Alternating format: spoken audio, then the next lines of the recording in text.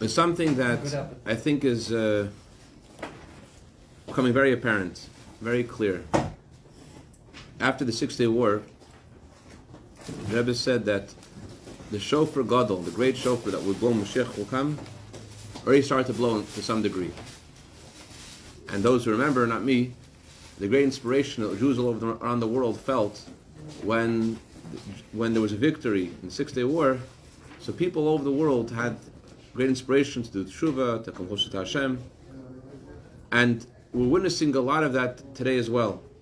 I mentioned last week, this week as well, people who I haven't been in touch with in years, people who have... Chaim, want to put the fan on, please? Chaim. Thank you very much. People who haven't been in touch in years, people who have not... One guy, I went into Kaiser a few years ago, 2020. As I'm walking in, I meet this guy, and I asked if he wants to put on tefillin. He said, "Oh, I can't believe you're asking me that. I'm waiting for years for someone to ask me this." So what do you mean? He said, I grew up in Iran, and I felt in Iran I couldn't really keep Judaism because of the anti-Semitism. I felt I couldn't keep Judaism. When I came to America partially because I wanted to keep Judaism. But I'm here for 7 years already, and I haven't done anything Jewish yet. This is the first thing. So I'm very excited. Thank you. And he puts on tefillin, and he takes my number. He wants to continue and stay connected to Judaism, right? But he didn't get in touch with me for years. Since 2020, and all of a sudden now he reaches out again. It's not just him.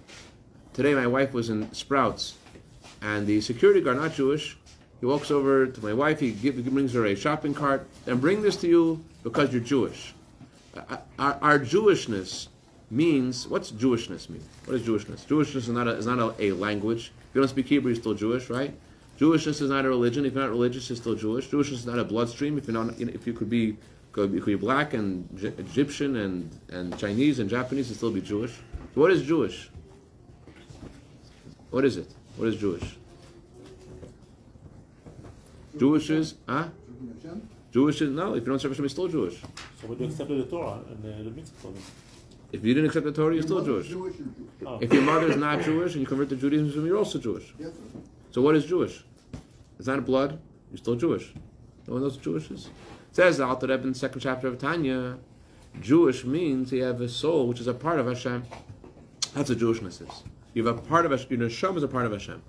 So ordinarily, until October 7th, till Simchas Torah, our Jewishness, our neshama, is a part of us, a big part of us, and we daven 3 times a day, and we say brachas before we eat, and brachas after we eat, and brachas after we go to the bathroom, and we're always connected to Hashem, and yet there's something different in the air. Something different, not just people who aren't religious, even people who are religious are always doing the same tefillas.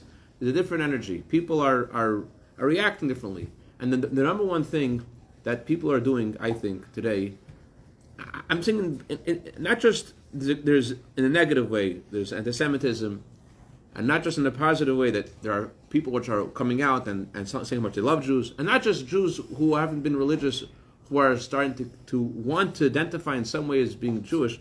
But I want to also say that even those who are davening every day, 3 times a day, there's something different. There's something different. I mean, we daven with a siddur. We also daven, it says in Hayom Yom, when a Jew sighs to Hashem, says, "Oi," he's not sighing because he missed a mitzvah. He's sighing because he can't pay his rent. He's sighing because he can't pay tuition. He's sighing because they brought the wrong hamburgers at the Torah class. They wanted the chicken ones. They brought the meat ones. Whatever you're sighing about, says the Rebbe in Hayom Yom, it's tshuva. It's tshuva. It's your neshama. You want to come close to Hashem. That's what it is. So there's this real energy now of davening, of people turning to Hashem. Some people are turning to Hashem, in their car, and they're turning to Hashem. What's going on? Some people are turning to Hashem to sing Tehillim. They're opening the siddur more. But even those who are ready to turn to Hashem 3 times a day, they're turning from a different place. It's something being, I think the word is exposure. There's something being exposed in us that we not we intentionally put onto the rug, but it's overt. It's clear that our Jewishness is our identity. It's who we are. It's not just something that we do, something that we're part of the culture. It's something which is very vivid, something which is very tangible. Our neshama is very present. It's not deep beneath the surface, it's on the surface. I'm not saying we don't get distracted. We get distracted. We do lots of mistakes. I'm not saying that. I'm just saying is that when we look for it, it's there. And one of the major challenges you have when you try to turn to Hashem, if you haven't turned to Hashem in a long time, turn to Hashem for the first time. You know, even though you daven, we turn to Hashem for the first time. One of the hardest things is you daven and then you don't see a response. And it's very hard to daven again. You don't see a response. And you're also wondering, if you believe in Hashem, you believe Hashem is good, what does it even mean that you're davening? What are you thinking? There's a plan that the one above has, and he's going to change it because you spoke to him. Is that what you believe? So first of all, that means it seems like heresy. First of all, you think he has a bad plan. And he has a bad plan, you have to ask him to change it. And second of all, you also believe that he's going to change it because you asked him. What's going on over here? And then when he doesn't change it, you're like wondering, well, what was I thinking? So what is it? So what does it mean to turn to Hashem and davening? You feel he doesn't know what he's doing. You have to tell him what to do. So we have to know. This is relevant. This Torah portion, because this Torah portion is a Torah portion which talks about the first prayer. The first prayer was said by Avraham to Hashem in stone. And there are many prayers said before, I'm sure, but the first one the Torah talks about is Avram asking Hashem to rescue the people of stone. And he asks Hashem that it shouldn't be destroyed, and what happens? His prayer isn't answered. And that's actually the source of Shacharis. The reason we know we're supposed to pray Shacharis in the morning is because Avram prayed to Hashem in the morning, in the story of stone. And yet his prayers weren't answered. How is this seems to be a bit of a strange prototype for prayer. Here is the prototype of prayer. The prayer of Avram that wasn't answered. Why is that? I know a lot of rabbis, they use this refrain, which I don't like. They say this: Hashem always answers. Sometimes the answer is no. It's not true. I'll tell you why it's not true. It says in the Gemara story about Rabbi Shua ben Levi. Rabbi Shua ben Levi, he meets Eliyahu Navi. Eliyahu Navi is late for the meeting. And he asks, right? Is that correct? He's late for the meeting? Remember such a thing? Okay. He asks, Rabbi Shua ben Levi says, where were you? He says, I was busy. What were you busy with? I had to wake up Abraham and wash his hands and pray with Abraham. When he finished, I had to wake up Yitzchak and wash his hands and pray with Yitzchak. I had to wake up Yaakov and wash his hands and pray with him too. So Rabbi Shua ben Levi says, why don't you just wake them all up at the same time? Let them all daven together. Abraham and Yaakov just daven together. If Hashem wants them to be woken up from and resurrected from passing away to pray to Him, why don't you just do them everyone together? So Eliyahu Navi says, you don't understand. You know what happens when Avraham, Yitzchak, and Yaakov pray together? All of a sudden, whatever they ask for is going to happen. So therefore, their merit is so amazing that if they would pray together, everything would change immediately. So Rabbi Shua ben Levi asked a very good question. He said, okay, anybody around today could do the same thing? So he says, yeah. Rabbi Chia and his sons, they had the same power in their prayers as Avraham and Yaakov. Okay. So he gets Rabbi Chia and his sons together. They start to daven. They started davening Shemona Esrei, and they said, Mashiv HaRuach, what do you think happened? They said, Hashem makes the wind blow. The wind started to blow. It said, Meir Geshem, the rain started to fall. As they said, the rain started to fall. Whatever they said, Hashem answered right away. Then they got up to the words, Mechayim Mesim Rachamim Rabim. Hashem resurrects the dead with His great mercy. And all of a sudden, there was a tumult. There was some upheaval. The prayer was disturbed. They couldn't pray together anymore. And things stopped there.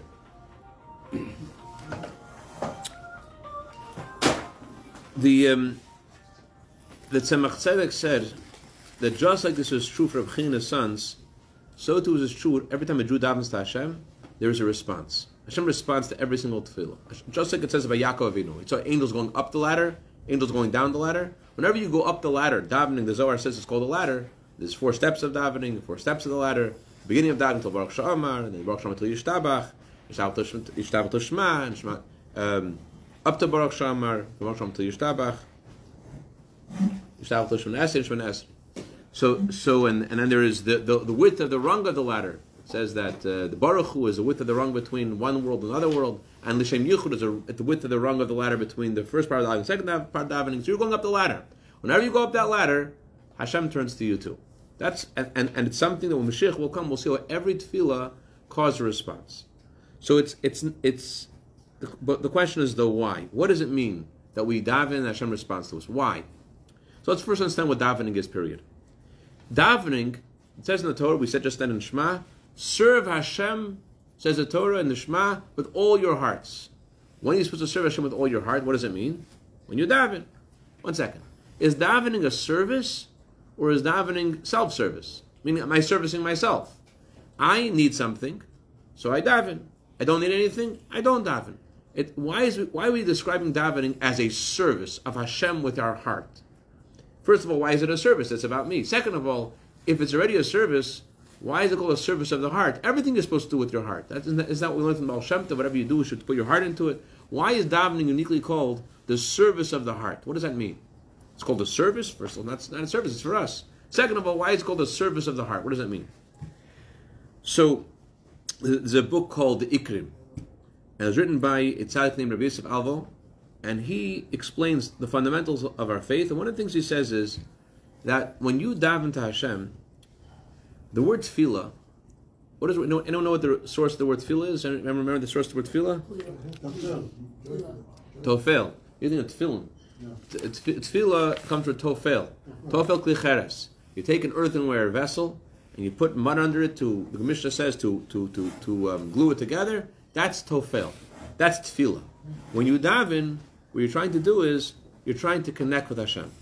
So it's not about asking for something. In all other languages, davening means prayer. You're asking for something. In the truth of davening is not prayer. It's actually the opposite. It's not that we're asking for something and therefore we daven. It's that we daven and therefore we ask for something. What do I mean? Davening is meant to take the place of the karbonis, the sacrifices. What's the word sacrifice mean in Hebrew? Karbonis. Karbon means closeness. Closeness. So davening is supposed to be a time where you turn to Hashem and you realize that everything is in your life is in Hashem's hands, and every detail of your life is by divine providence, and there's no other force that exists besides Hashem. There's no other thing that exists besides Hashem.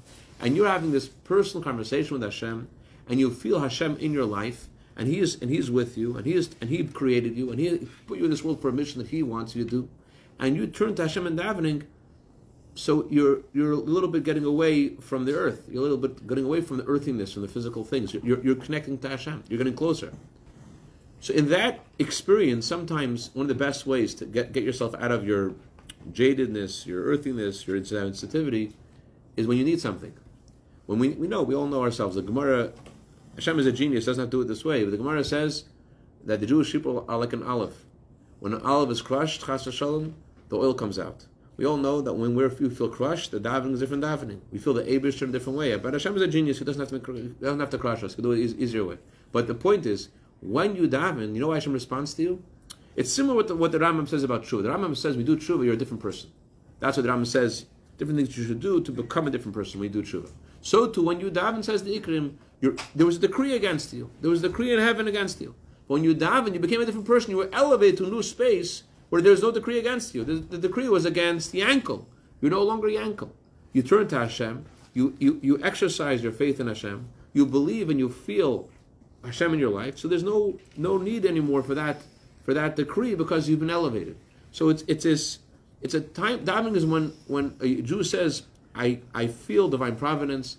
I choose to listen to the song of Hashem in the world, and I thank Hashem for the abundance that Hashem has given me. And I ask, I turn to Him, and I know He's the one who decides. So every prayer, I feel Hashem pays attention, and He creates, and that's why davening is in all languages, and we get an energy. We feel Hashem. You feel your connection with Hashem when you daven. You feel Hashem inside of you, and that's why it causes abundance, because the abundance is not just a response of Hashem. The abundance is the davening itself. The davening itself is already abundance. That feeling that you're able to open your heart and unburden yourself to your Father in heaven, and He's listening to you. That itself is already abundance. And the reason I was missing whatever it was, perhaps, was in order for me to go out of myself, to turn to Hashem, and to feel Him.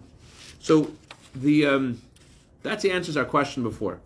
Davening is called the service of the heart. Yes, you're supposed to do everything else with heart. But with tefillin, let's say, it's a mitzvah to put on tefillin. Do this mitzvah with heart. Davening is direct. Davening is you're talking to Hashem. Davening is you and Hashem relationship. It's happening. That's what's going on. As a grandfather talking to his grandson asked his dad and his mom, "Where is Hashem?" And his mother and father say, "I don't know, ask Grandpa." And his grandfather takes him out to go fishing. You have to be there to appreciate the majesty, but go there for a second. You're with your grandfather. You say, "Where is Hashem?" And grandfather says, "I don't know. Wherever I look, I see Hashem." It's a different way of living. And that's what davening is meant to be. Davening is the basis of our bond with Hashem. It's what pushes our eyes to heaven. It's what makes us connect. Rabbi Mangel, I don't know if you saw this, he published this week, he went last week to Auschwitz. He is a sole survivor of his family, and he has, I don't know how many people, he hasn't seen any people that are in his family now, but you see the picture by Auschwitz, him and his wife, all their children, grandchildren, great-grandchildren, it must be about 100 people, and they came back to Auschwitz, and unbelievable. So he said that he was in Auschwitz when he was 10 years old, and Dr. Mengele, he met him twice, and I think at one point he said to him, "Your name is Mengele? My name is also Mengele. Like, well, why are you picking on me?" Like, he with miracles of Hashem, he survived this Satan. Anyways, so at one point at the end of the Holocaust, there was the death march. They made Jews walk for miles and miles and miles, and if you stopped walking, you got killed. He felt he couldn't walk anymore. He couldn't walk. He just couldn't walk anymore. He ran out of steam. He couldn't do it. He was about to just like lie down and just let his life end. And he remembered all of a sudden a story this father would often say from the Baal Shem Tov.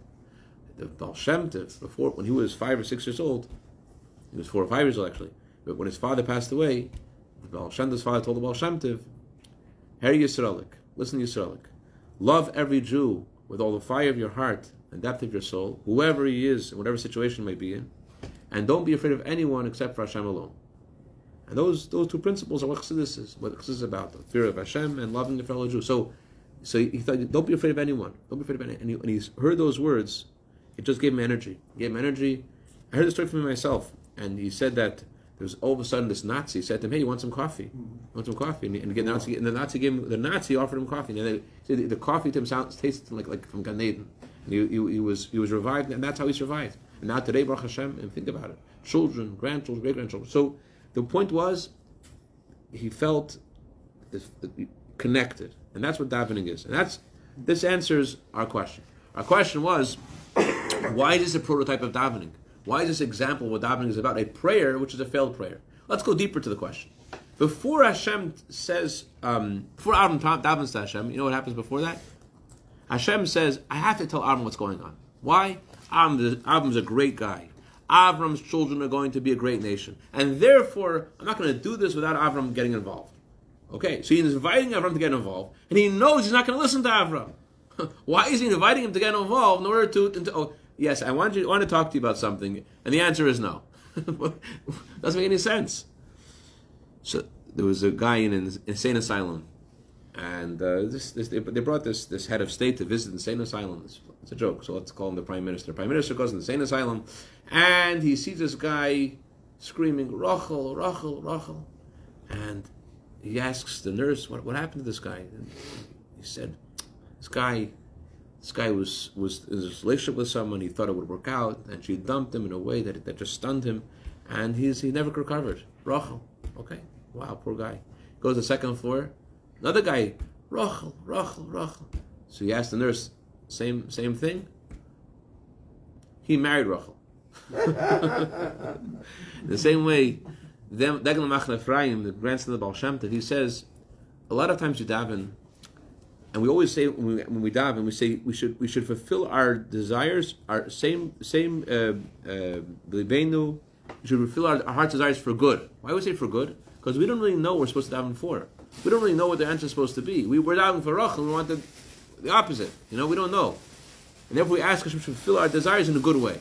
So, in an open way, in a clear, good way, but in a way that's good, that we in a way that's really good. Not just that that appears as good, but it's, as we say on Rosh Hashanah, good and sweet. All things which are good and not sweet, and things which are sweet and not good. We ask Hashem to be good and sweet. So, anyways, the Degel Machne Ephraim says when you daven, sometimes Hashem answers you for something else. You daven for money, and the Eibusher gave you health. You daven for health, Hashem gave you children. You don't know how Hashem responds. You may daven for one thing, and Hashem answers you for something else. Another thing, he says, it could be you daven, Hashem answers your children. Hashem gives a bracha to your children. It could be you're davening, and someone else is being answered by your davening. So not only is the davening itself an answer, but there is also a response that happens in this world. So Avram Daven says the Megala Mukha, something unbelievable. Megala Mukha says there were 4 generations that sinned against Hashem and were product of the tree of knowledge. The sin of the generation of the flood, the generation of Enosh. Enosh was a generation that forgot completely about Hashem. Enosh, in his time, people said, we should honor Hashem, true, but we should also honor the sun because Hashem gave us the sun to give us light. And eventually their children only honored the sun and forgot completely about their initial plan. We should honor the sun because Hashem created the sun. And people completely forgot about Hashem. By Avram's time, everyone forgot about Hashem. So it all started in the time of Enosh. People made this mistake of doing idol worship in the thought, the erroneous mistake of saying we have to honor Hashem by honoring the stars and the zodiac. So that was one generation of sin. Then there's generation of Haflaga, the generation that built the tower, and generation of stone. When Hashem took us out of Egypt, what does the Torah say? I will take you out, I will redeem you, I will save you, and I'll take you to Israel. So he uses 4 expressions of redemption. The Jews in Egypt were reincarnation of these 4 generations. In Egypt, where did our souls come from? Our souls came from the souls of the generation of the stone, of the Mabel, of the flood, and how are these souls reincarnated? How did it happen? It says in Galamukes, when Avram davened to Hashem, he elevated these 4 generations, and that's why these 4 generations were born again in Egypt. So Avram's prayers had an impact, not immediately, not overtly, but yes, he saved the lives of people of Stem, and they were incarnated in us. That's how we survived. That's who we are. More, it says the prelates, it says the Reb Tzadok HaKohen, he says, it says in the Medrash, Hashem says, it says in chapter 89 of Tehillim, Hashem says, I found Mashiach, David, my anointed one. I found David, my anointed one. Where did he find him? He found him in Stem. How did he find him in Stem? Because Avram davened for him. It's interesting, it's ironic. David HaMelech, his whole essence is prayer. It says that David HaMelech was called the sweet singer of Israel, and every prayer of his is on behalf of all of us. So he was created by a prayer. Avram davened, and that's how Lot was saved. So this is the answer of why this is a prototype of davening. Hashem is telling us that sometimes when you're not answered, and you don't see how Hashem's answered, it seems like you're not answered, your davening is much deeper then. It's much more meaningful then. You're connecting in a higher and deeper way. It's not only about our ego being satisfied. There's a different kind of relationship that's experienced when you turn to Hashem and you talk to Him, independent of what the response is. I just want to conclude. I'll tell you one more story. Let you guys go. There is Rabbi Yisrael Lau, the former chief rabbi of Israel. He was in Auschwitz, also very young, and he was with another Jew whose name was Moshe Beskovsky. Moshe Beskovsky was a child in Auschwitz, and Auschwitz was liberated about a week or two after maybe a week after Pesach.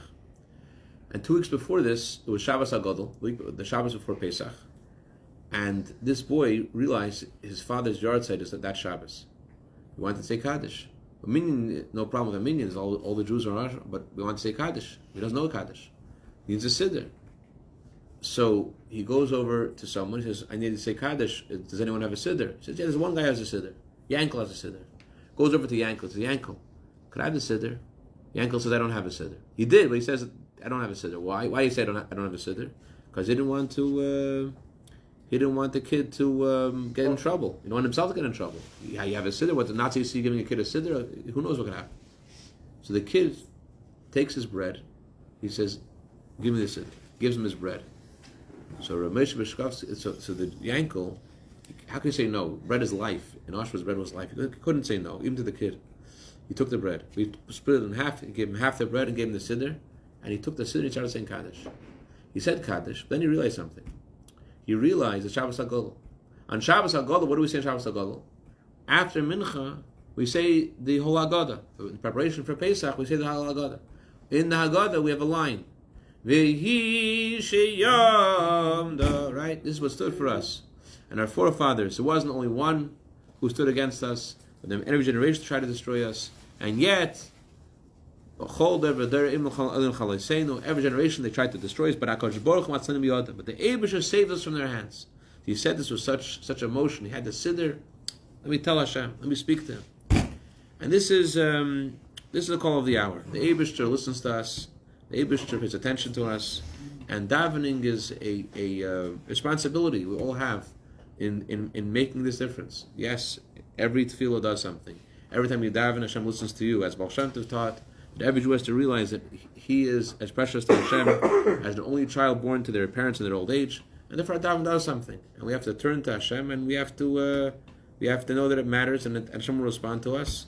And not just our davening, but our Torah and our tefillah and our tzedakah. At this time, in this twilight zone time, when we see much darkness, we see so much light. Before the Geula comes, before Mashiach comes, the last moments, we have to be strong. Be strong. L'chaim, l'chaim, l'racham. Any questions, comments, criticism? Yes. In the camp, he says Kaddish. Can you do Kaddish alone if that's your situation? You can only. I haven't heard of it. Kaddish in Tezgin Shulchan Aruch, Kaddish in Dominion. But in Auschwitz, it was a minyan. There's a public every day that Cashapp told us a lot because of the called echo. Oh. That's on the subject. So there's kindness to all who call you. Huh? To all who call you. Yeah. And there was one time I was in a very I won't go into details. It was not good at all. And I said, I had a reformed for years. I said, God, if you're there, please help me. And I realized someone was listening to me. Wow. I could feel, I could tell. Wow. Only I didn't have patience. I wish I had patience. We say in davening, Ata Tashmeh Tefillas Kol Peh, you hear the prayers of every mouth. But some people say, if you take the pei and change it to a fei, Kol Feh, you think about yourself that you're feh, you should still realize, Ata Tashmeh Tefillas, you hear the prayers of every feh. Even if you think you're a feh, doesn't matter. There's someone listening to you. Chaim.